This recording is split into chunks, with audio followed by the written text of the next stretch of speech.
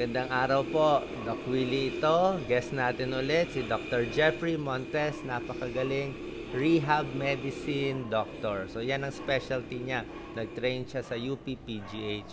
Ang gustong topic ni Jeffrey ngayon ay, ito problema ko, trigger finger. O, turuan mo kami sa mga tumutunog na daliri. So yung trigger finger po, so kadalasan po makakapaan nyo po siya doon sa pinaka tendon po. So pag binaloktot nyo po yung daliri, mararamdaman nyo po yung nodule na gumagalaw po. So may mga pasyente po na pag binaloktot po nilang ganito, nahihirapan po silang idiretso na kasi nga po nagbabara na po yung pinaka nodule doon sa pinaka tunnel ng pulley. Yes. Then may mga pasyente po na halos lahat po ng daliri apektado. So kapag masyado pong maraming daliri apektado, maaari pong baka sign po to na meron siyang diabetes. So maganda pa rin pong i-check po yung pasyente kung tumataas po yung sugar o hindi. Then yung isa ho na pinaka-common cause talaga ng trigger finger po ay yung mga movement po na gumagamit po ng kamay o gawain na gumagamit ng kamay kung saan nagagasgas po yung pinaka-tendon po nung muscles po at saka tendon na ginagamit natin para ibaluktot yung daliri. Specifically po yung ito pong part ng daliri. Anong part? So ito po kasi iba po itong muscle na to. Pakita ito po, natin, Jeff. Ito. Lapit natin. So yung muscles po sa daliri, iba-iba po yung muscles sa daliri. So ito pong muscles na to, iba po to. Yung muscles po na to, iba. Then yung ito po, iba rin. So yung may problema po sa trigger finger, kadalasan yung muscle tendon po na ginagamit po para ibaluktot po yung tinatawag na yung pinakaunang proximal interphalangeal joint. Okay? So kadalasan po, pwede po itong makuha. Example po, yung pagbubukas ng peanut butter or yung mga mayonnaise o yung mga garapon. So minsan ho, pag ikot po na ganun at napersa, minsan po nagagasgas. Kadalasan gumagaling, pero kung may diabetes po or paulit-ulit pong nangyayari, minsan ho kumakapal yung tendon kung saan ito po yung nagkukos para magkaroon ho ng masakit na nodule na nararamdaman po ng pasyente kapag binabaloktot diretso nila. So paano dapat magbubukas? So it's either lagyan po ng basahan po para hindi ho masyado, or iwasan po na higpitan masyado yung mga takip. Then yung isa rin pong common kapag may mga repetitive po na movement ng kamay. So kasi lang po minsan hindi natin ito maiwasan kasi ito yung kailangan talaga natin gawin araw-araw. So dahil po dito, lumalaki yung chance natin magkaroon ng trigger finger.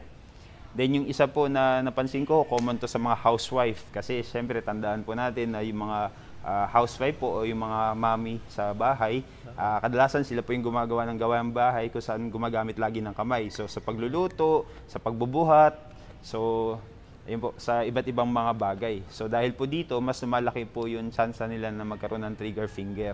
So ang kailangan lang pong gawin ay bawasan po yung aktibidad, then ipahinga po yung kamay. Then kung sakali po na hindi mawala, pwede po kayo magpa-check up sa orthopedic surgeon, pwede po kayo magpa-check up sa rheumatologist, sa physical medicine or rehab doctors po. So marami naman pong doktor na pwedeng gumamot dito. Meron bang mga exercise na para makalubag konti dito sa trigger finger? Ay, sa trigger finger. So basically, sa trigger finger po, kailangan bawasan yung movement ng muscle tendon na naapektuhan ng trigger finger. So magkano i-click? Wag hong i-click kasi kung lagi nyo po siyang pinepersa, mas lalo nyo po siyang gagasgasin, mas lalo po siyang lalaki. So unang-unang pong bawal, squeeze ball. So minsan may mga pasyente ho na pupunta sa clinic, sasabihin nila, "Doc, bumili po ako squeeze ball." So lagi sila nag-squeeze ball, then pag sinabi ko po na yun po yung posibleng dahilan bakit siya mas lalong lumaki, then nagugulat po sila. So ang pinaka-safe po na exercises po sa trigger finger po ay dahil nga ho, malilimitahan po yung paggalaw ng daliri, maninigas po yung ibang kalamnan at saka muscle tendon ho, ikli. So ang pwede pong gawin, hawakan po nila yung daliri, then ibabaluktot po, baluktot diretso.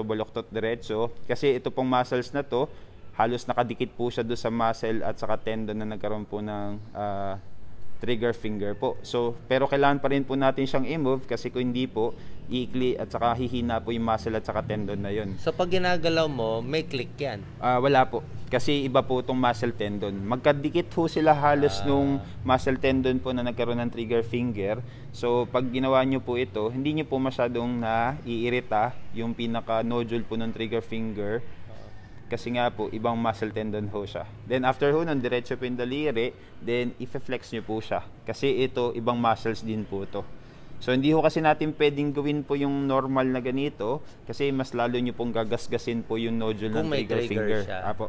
Then yung isa naman po, kailangan din pong ibubuka ho ito kasi ibang muscles din ho to para wag hong madaling mangalay o mangawit yung mga muscles po sa daliri.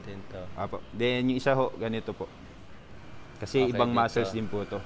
Then yung isa po, pwede pong isometrics. Yung isometrics po, pwede po siyang gawin para wag ho masyadong humina yung muscle. So, i-oppose lang po yung mga tips po ng fingers nyo po, then parang itutulak. So, sa ganito po kasing paraan, napapalakas nyo po yung muscle at saka yung tendon nang hindi nyo po nagagasgas yung pinaka-nodule ng trigger finger.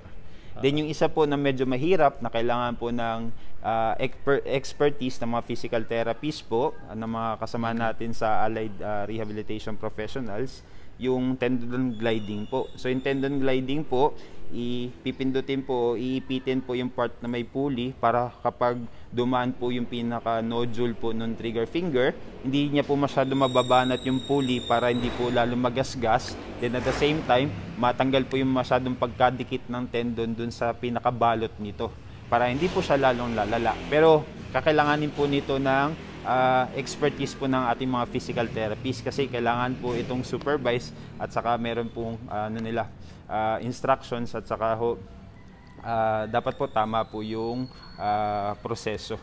Then meron din po mga pwedeng gawin like ultrasound po, then laser po meron din. Then yung iba po na available din, TECAR therapy. Steroid injection po, ito rin po yung pwedeng gawin po ng mga orthopedic surgeon, rheumatologist, rehab medicine doctor. Then kapag hindi na ho talaga kaya, yung pinaka last resort na po na pwedeng gawin, yung mga release po na ginagawa ng mga orthopedic surgeons natin. May danger ba doon sa release? So far po, wala pa naman ako nakitang may komplikasyon. So yung mga ibang pasyente, nag-i-improve naman po. So yun nga lang ho, after release, mas maganda ho mag-rehabilitations din para bumalik po yung mechanics ng kamay. Then mag-improve po yung deconditioning. Pag na-release? Na-release. So pag na-release po kasi, hindi ho masyado magagamit yung kamay. Mga 2 So linggo. hihina po yung muscle at saka tendon. So dahil po doon, madi-decondition. So after po ng surgery, magbigay po ng clearance yung orthopedic surgeon nyo po na ready na po kayo na mag-exercise. So pwede po natin gawin po yung rehabilitation para bumalik po sa dating condition yung kamay.